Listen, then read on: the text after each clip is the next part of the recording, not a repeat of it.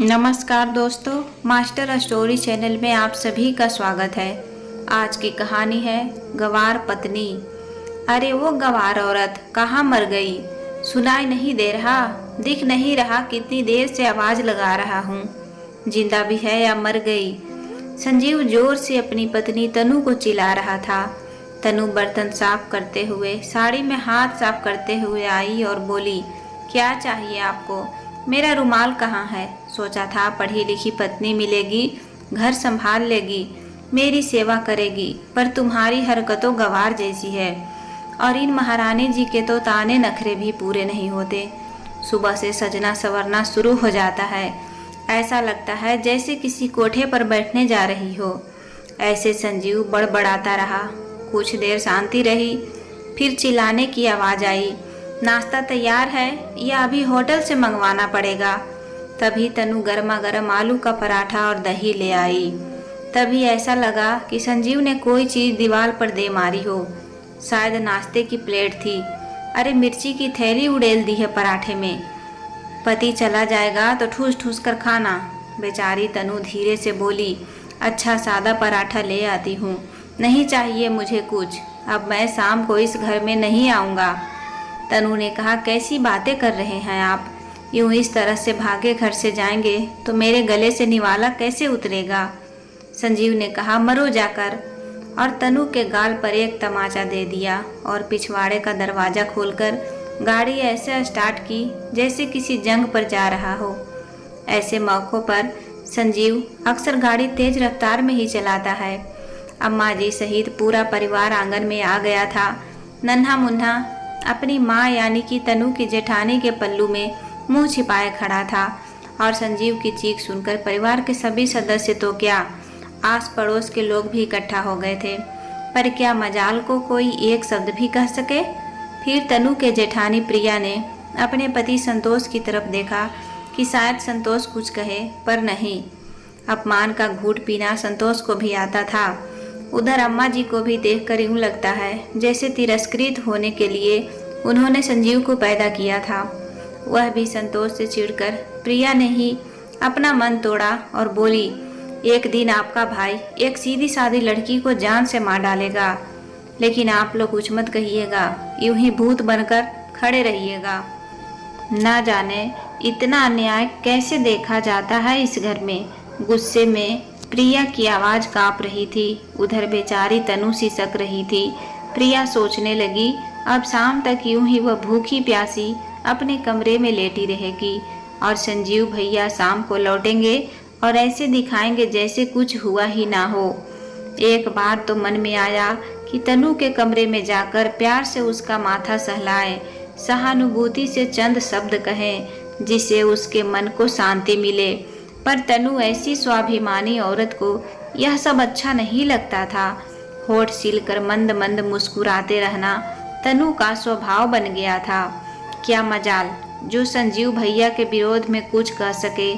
प्रिया अपने कमरे में बैठी अतीत के पन्ने पलटने लगी। ब्याह करके जब घर में आई थी तो बड़ा अजीब सा माहौल देखा। संजीव भैया और संतोष दोनों जुड़वा भाई थे, पर कुछ पलों के अंतराल में संतोष को बड़े भाई का दर्जा मिला। शांत सरल और गंभीर स्वभाव के कारण ही संतोष बहुत आकर्षक दिखाई देते। उधर संजीव भैया उग्र स्वभाव के थे। कोई काम तो क्या, शायद एक पत्ता भी संजीव भैया की इच्छा के विरुद्ध हिल जाए तो आंखें फाड़कर ऐसे चीखते मानो पूरी दुनिया उन्हीं के इशारे पर नाचती हो। और संतोष संजीव को नन्हे बालक की तरह कुछ कहते, सफाई देते, लेकिन संजीव भैया तो जैसे ठान चुके थे कि सामने वालों का अपमान तो करना है। अम्मा जी तब भी अपने कमरे में सिमट जाया करती थी। बदहवास सी संतोष जी भी अपना घर छोड़कर बाहर चले जाते थे। मैं अपने कमरे में कितनी देर तक थर थर कांपती रहती थी। उस समय गुस्सा अपने पति और अम्मा जी पर आता था। उन्होंने संजीव भैया पर अंकुश नहीं रखा था, तभी तो वह लगाम घोड़े की तरह भागते ही जाते थे। घर के माहौल से परेशान होकर एक दिन मैंने संतोष जी से बहुत झगड़ा किया, बहुत बुरा भला कहा संजीव भैया को, पर संतोष शांत रहे। गंभीर स्वर के साथ अपने चेहरे पर मुस्कान बिखेर कर बोले, प्रिया, यदि संजीव की जगह तुम्हारा भाई होता तो तुम क्या करती? क्या ऐसे ही कोसती उसे? तो मैंने कहा, सच बताऊं, यदि मेरा भाई ऐसा होता तो मैं उसे संबंध विच्छेद ही कर लेती। संतोष, हमारे परिवार में बच्चों को ऐसे संस्कार नहीं दिए जाते हैं कि वह बड़ों को अनादर कर ही नहीं सकते। समझे आप? गुस्से की आगोश में मैं बहुत कुछ कह गई थी। अब मन थोड़ा शांत हुआ तो खुद को ही समझाने लगी कि मेरे पति भी इस परिवार के हैं, कभी दुख नहीं पहुंचाया उन्होंने किसी को, फिर संजीव भैया का व्यवहार ऐसा क्यों है?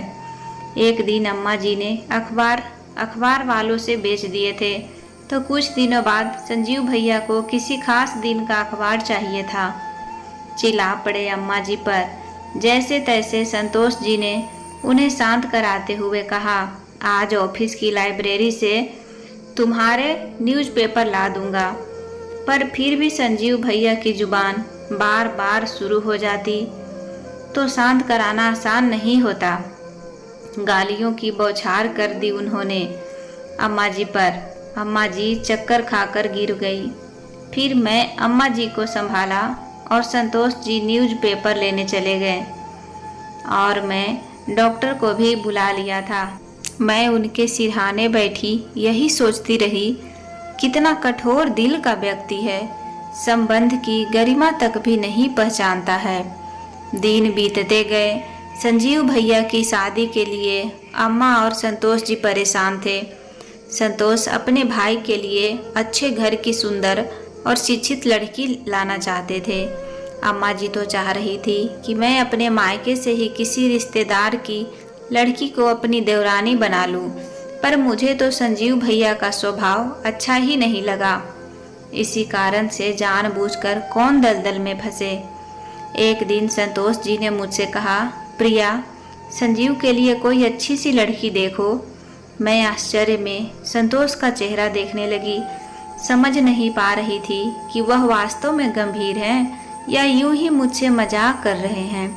फिर मैंने कहा, संजीव भैया का स्वभाव से तो वही औरत गुजारा कर सकती है जिसमें समझौता और संयम रखने की भावना कूट कूट कर भरी हो।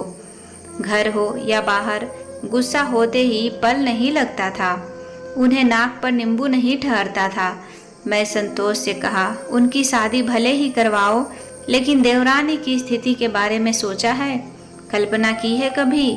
बेबस संतोष, जब वह घर के शांत वातावरण को युद्ध भूमि में बदल लेते हैं तो डर कर तुम्हारी शरण में आ जाती हूँ। पर उस बेचारी का क्या होगा? मैंने बात सही कही थी, पर संतोष यह सुनकर गंभीर थे। मेरी सोच चाहे कुछ भी हो, पर संतोष के तो प्रिय भाई और अम्मा जी के लाडले पुत्र और दोनों की दृष्टि में उनका अपराध क्षमा था। वैसे लड़का पढ़ा लिखा हो और नौकरी करता और अच्छे घर से हो तो रिश्तों की कोई कमी नहीं होती। संजीव भैया दिखने में हैंडसम थे ही। सारंगपुर वाले कमलकांत की बेटी तनु सभी को बहुत अच्छी लगती थी। जब रिश्ता हुआ तब मैं सोच रही थी, क्या देंगे संजीव भैया अपनी पत्नी को? उनके मुंह में तो सिर्फ बम है जो किसी के दिल को पीड़ा ही दे सकता है। तनु के भाग्य में हमारे घर ही आना लिखा था। तनु आ गई। 2 भाइयों में इकलौती बहन इतना दहेज लाई है कि अम्मा जी पड़ोसियों को गिनवा गिनवा कर थक गई है। अपने साथ तनु संस्कारों की नई धरोहर लाई थी। उसकी सरल और सौम्य स्वभाव ने सबके मन जीत लिया था। मुझे लगा देवरानी के स्वभाव को बदलने के समर्थ देवरानी में है। शादी के दूसरे दिन रिसेप्शन का आयोजन था। संतोष जी वकालत अच्छी चलती थी। बड़े लोगों में उनका उठना बैठना था। संजीव भैया चार्टर्ड अकाउंटेंट थे। निमंत्रण पत्र बांटे गए। बहुत से लोगों को बुलाया गया था। तनु को तैयार करने के लिए ब्यूटिशियन को घर पर ही बुलाया गया था। लोगों का आना शुरू हो गया था। उधर तनु तैयार नहीं हो पाई थी। तभी संजीव भैया कमरे में आए। गुस्से में थे। सामने अम्मा जी मिल गई तो उन्हीं की ही दर्द पहुंचा दिया। तुम्हारी बहू महारानी को तैयार होने में कितने घंटे लगेंगे? मैं उनका स्वभाव अच्छी तरह जानती थी। तो मैंने बोला, ब्यूटिशियन अंदर है, बस 5 मिनट में आ जाएगी तनु। उन्हें इतना धीरज रखने को कहा था। उन्होंने ना आओ देखा ना ताओ, जोर से कमरे का दरवाजा खोलकर अंदर पहुंच गए। शिष्टाचार उन्हें छू तक नहीं गया था। ब्यूटिशियन को संबोधित कर गुस्से में बोले, अब जूड़ा मत बना, चोटी बना। गवार समझ का ध्यान ही नहीं है। वहां लोग आने लगे हैं। अपमान और डर के मारे तनु के आंसू टपक पड़े। वह पूरी तरह कांपने लगी थी। तब मैं भागकर संतोष को बुला लाई। संतोष भाई को शांत कराते हुए बोले, संजीव बाहर चलो, तुम्हारे यहाँ खड़े रहने से और देर होगी। चलो तनु आ जाएगी। मैं आपकी तरह नहीं जो अपनी पत्नी को सिर पर चढ़ा कर रखूं। मेरे मुंह से निकला हुआ शब्द पत्थर पर लकीर होता है, संजीव भैया ने कहा। संतोष उसे समझा बुझा कर ले गए। संतोष में न जाने कितना धीरज था, जो अपने भाई का हर कटु शब्द सुन लेते थे। मुझे तो संजीव भैया किसी मानसिक रोगी से कम नहीं लगते थे। जैसे तैसे तैयार होकर नई बहू स्टेज पर पहुंच गई। ऐसा लग रहा था जैसे मानो तनु ने उदासी की चादर ओढ़ रखी हो। मायका छोड़ ससुराल में पिया ने कैसा स्वागत किया था। उसकी हंसी खुशी के माहौल में सब काम अच्छे से निपट गया। दूसरे दिन वह दोनों मनाली चले गए। उस दिन रविवार था। सब शाम को टीवी पर मूवी देख रहे थे।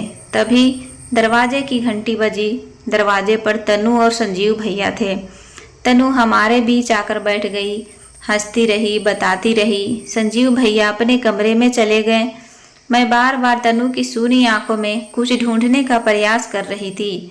बात करते करते अक्सर तनु चुप हो जाती थी। कभी हंसती, कभी सहम जाती। न जाने किस परेशानी में थी और मुझे कुछ कुदेरना अच्छा नहीं लग रहा था।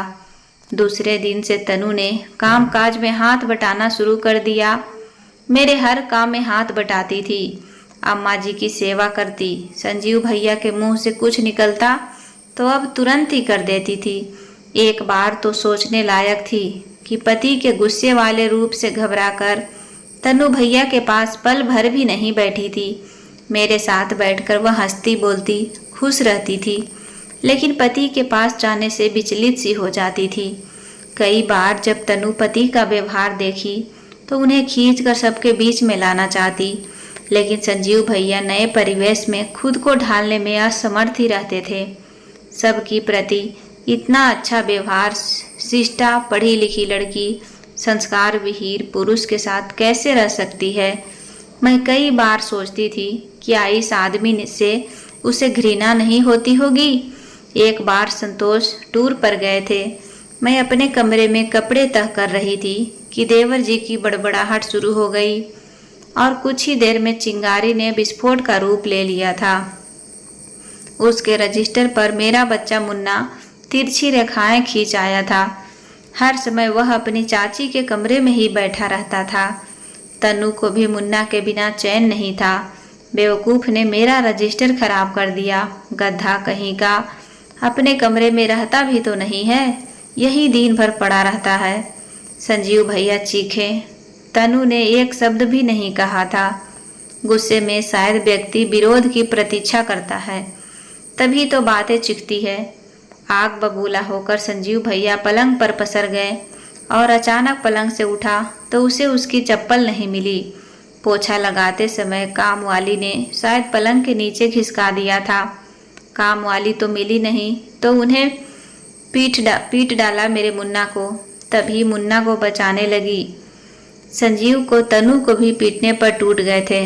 भागकर अपने मुन्ना को ले आई और पीछे से लाती जा रही थी और सोचती भी जा रही थी कि क्या मुन्ना ने इतनी बड़ी गलती की थी। मैंने भी किसी को कुछ नहीं कहा था, चुपचाप अपने कमरे में बैठी रही। पति को शांत कर कुछ समय बाद तनु मेरे कमरे में माफ़ी मांगने आई। मैं बुरी तरह उत्तेजित हो चुकी थी। अपने आप को नियंत्रित करने का प्रयास किया, लेकिन असफल रही। मैं बोली, देखूंगी जब अपने बेटे के साथ ऐसा व्यवहार करेंगे। तब तनु दया का पात्र बनकर रह गई। बेचारी क्या करती, हमेशा की तरह उसे बैठने को भी नहीं कहा था। शाम को अपनी गलती पर पर्दा डालने के लिए संजीव भैया खिलौना लेकर आए थे। मुन्ना तो सामान्य हो गया था। बच्चा जो था अपमान भी भाषा कहाँ पहचानता था, लेकिन मुझे गुस्सा बहुत आ रहा था। क्या खिलौना उसके सामने फेंक दूं? मुन्ना को उनकी गोद से छीनकर अपमान की पुष्टि कर दूं? लेकिन संयम रखना संतोष ने खूब दिखाया सिखाया था मुझे। उस समय अपमान का घूंट पीकर रह गई थी मैं। उसके बाद तो जैसे रोज का नियम बन गया था। तनु इतना अपमान और आरोप सहती, उतना ही उसकी आवाज अधिकतम होती जाती थी। कितना कुछ सुनती रहती। जलील, गवार और न जाने क्या क्या कितनी बार होते हुए देखा था। मैं सोचती थी कि सच में मेरी देवरानी पढ़ी लिखी होकर भी गवार है। मुंह तक नहीं खोलती। बेचारी देवरानी में होती तो कब का छोड़कर जा चुकी होती। प्रतिकार की भाषा तनु जानती ही नहीं थी और पति का विरोध करने के लिए उसके संस्कार उसे अनुमति नहीं देते थे। शादी को 1 साल हो गया था। वह सूख कर कांटा हो गई थी। अब तो माँ बनने वाली थी। लगता है उसकी संतान अपनी माँ को यूं तिरस्कार होते हुए देखेगी, या वह खुद उसका अपमान करेगी, या उसी की तरह गुमसुम सी बैठी रहेगी। प्रिया अतीत में डूबी हुई थी। तभी तनु आई और बोली, भाभी, मेरी भाभी का फोन आया था, वह मुझसे मिलने आ रही हैं। प्रिया ने कहा, यह तो बहुत अच्छी बात है। पर तनु चिंतित होकर बोली, आप तो जानती है ना इनका स्वभाव। यह बात बात में मुझे अपमानित करते हैं। भैया भाभी को मैंने कुछ नहीं बताया आज तक। यदि उनके सामने भी कुछ कहते हुए उनका गला रूंध गया, दोषी कौन है तनु? अत्याचार करना जुर्म है तो सहना उससे भी बड़ा अपराध है। प्रिया ने उसे समझाया। प्रिया संवेदना नहीं जताना चाहती थी, सोई हुई तनु को जगाना चाह रही थी। प्रिया ने आगे कहा, पति को सब कुछ मान करके पैरों की जूती बनकर जीवन नहीं काटा जा सकता। तनु पति पत्नी का व्यवहार दोस्त जैसा हो, तभी वह सुख दुख के साथ ही बन सकते हैं। तनु अवाक प्रिया की ओर देखती रही। अगले दिन सुबह जल्दी उसके भैया भाभी आ गए। वह बहुत ही अच्छे से सबके लिए उपहार लाए थे। तभी तनु को दुलारते तो कभी संजीव को। बहु देर तक तो पास में बैठकर उसका हाल चाल पूछते रहे। तनु यही जताती रही कि मैं यहाँ पर बहुत खुश हूँ। एक दिन रुककर फिर अम्मा जी से अनुमति लेकर तनु को अपने साथ ले गए। तनु का पहला बच्चा होने वाला था, इसलिए मैं तनु को अपने पास ही रखना चाहती थी। प्रश्नों का समय नजदीक आता जा रहा था। अब तनु के लिए चिंतित है। कभी कभी उसके भाई का फोन आ जाता था। संजीव और सबसे सही कहते थे कि उन सबका वहाँ रहना बहुत जरूरी है। डॉक्टर ने तनु की स्थिति चिंताजनक बताई थी। आप संजीव का स्वभाव बदला बदला सा था। चुप्पी का मानव कवच ओढ़ लिया था। उसने ना तो चिंता ना गुस्सा करता। उसे देखकर लगता था कि संजीव तनु से 2 बोल बोलना चाहता था। उसके जैसा आत्म केंद्रित व्यक्ति मन में पत्नी के लिए थोड़ा सा प्यार जागृत हुआ था। यह अपने ही व्यवहार से शुद्ध होकर पश्चाताप की अग्नि में जल रहा था। पता नहीं, पर बदला सा लग रहा था। एक दिन तनु के अस्पताल की खबर सुन संजीव के साथ प्रिया और संतोष भी तनु के मायके पहुँचे।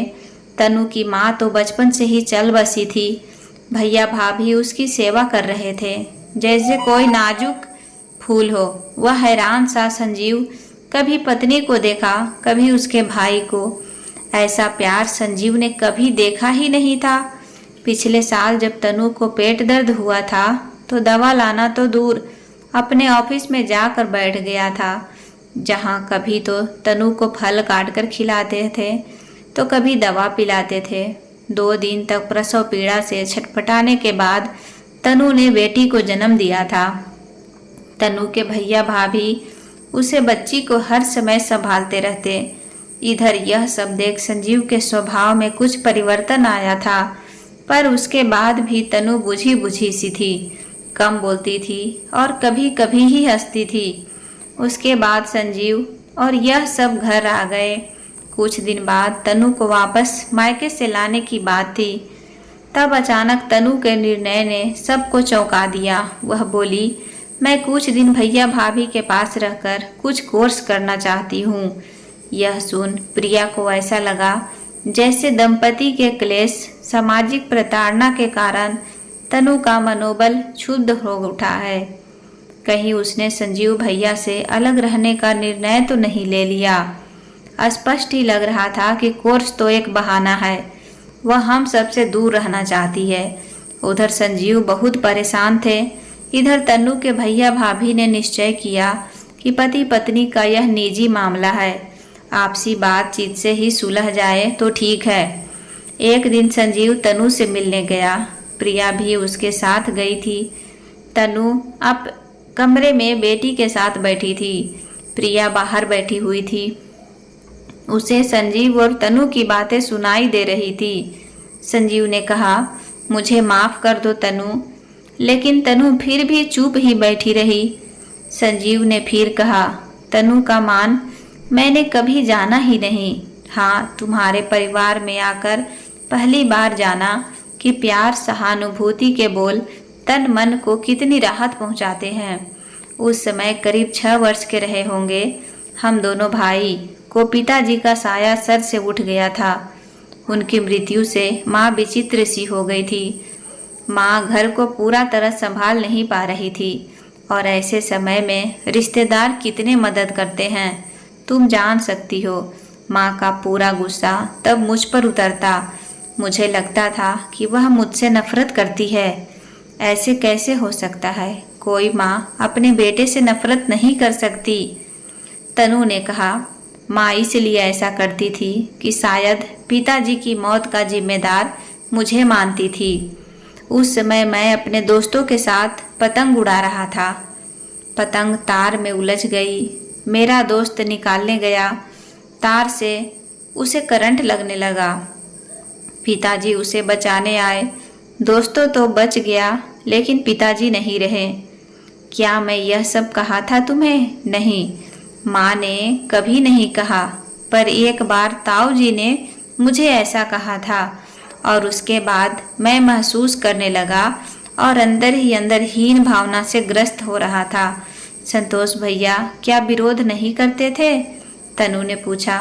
तनु, जब इंसान को अपने पूरे मौलिक अधिकार खुद ब खुद मिलते रहते हैं तो शायद दूसरी ओर इसका ध्यान नहीं जाता।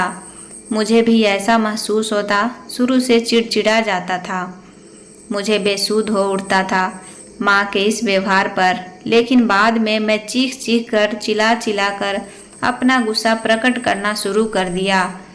बच्चे से अगर इसका बचपन छीन लिया जाए तो उसे इसी प्रकार की अपेक्षा करना नीरस सा लगता है। धीरे धीरे मुझे दूसरों का नीचा दिखाने में मजा आने लगा। बीमार व्यक्ति को दुखी करने में मुझे खुशी होने की अनुभूति होती थी। कई बार तुम्हें प्यार करना चाहा तो यह मेरे आगे आ जाता था। जिस स्वभाव को कभी महसूस नहीं किया उसे बता कैसे सकता था। अपनी बच्ची को मैं खूब प्यार दूंगा, विश्वास दूंगा, समाज में अच्छा जीवन बिता सके, उसे पूरे वातावरण से हमेशा दूर रखूंगा। अब घर चलो, संजीव बोला और फूट फूट कर रोने लगा। अनु सब कुछ सहज को उठी थी। संजीव के प्रति दया का मन बना चुकी थी। तनु समझ गई थी कि गुस्सा और हीन भावना का बीज संजीव को अंदर से खोखला बना दिया और उसके भीतर और असुरक्षा की भावना भर दी। फिर इसी से आत्मविश्वास डगमगाने लगा। इसलिए शायद वह उत्तेजित हो उठते थे और चिल्लाने लगते थे। बाहर बैठी प्रिया की आंखों से आंसू आ गए।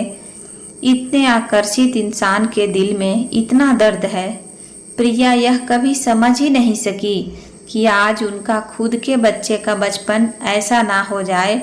यह सोचकर उनके मन से सारे आक्रोश बाहर निकल आए। तनु घर वापस लौट आई थी। तनु और प्रिया दोनों मिलकर संजीव को सहज करने की कोशिश करती। उसे सब के साथ बैठने को कहती, माँ के साथ समय बातचीत करने को कहती। संतोष भी संजीव के इस बदलते व्यवहार को देखकर बहुत खुश थे। तनु के साथ ज़्यादा से ज़्यादा समय बिताने लगा। उससे अच्छी अच्छी बातें करने लगा, उसे बहुत प्यार से सहलाने लगा। संजीव धीरे धीरे अपनी सोच में परिवर्तन महसूस करने लगा था। संजीव अपनी गुड़िया के साथ बहुत खुश था। आज प्रिया को लग ही नहीं रहा था कि यह वही संजीव है जो बात बात में गुस्सा होता था। प्रिया भी अपनी बेचारी देवरानी को देखकर खुश थी। आज तनु को उसकी तपस्या का फल उसे मिल चुका था।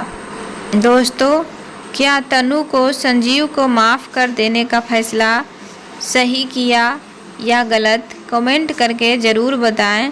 दोस्तों, उम्मीद करती हूँ कि आपको मेरी कहानी पसंद आई होगी। पसंद आए तो वीडियो को लाइक करें, चैनल पर पहली बार आए हैं तो सब्सक्राइब करें और हाँ, नोटिफिकेशन बेल को ज़रूर दबाएं ताकि आने वाली वीडियो सबसे पहले आपको मिले। कहानी को पूरा देखने के लिए दिल से धन्यवाद। मिलते हैं नए वीडियो में नई कहानी के साथ। Take care, bye bye.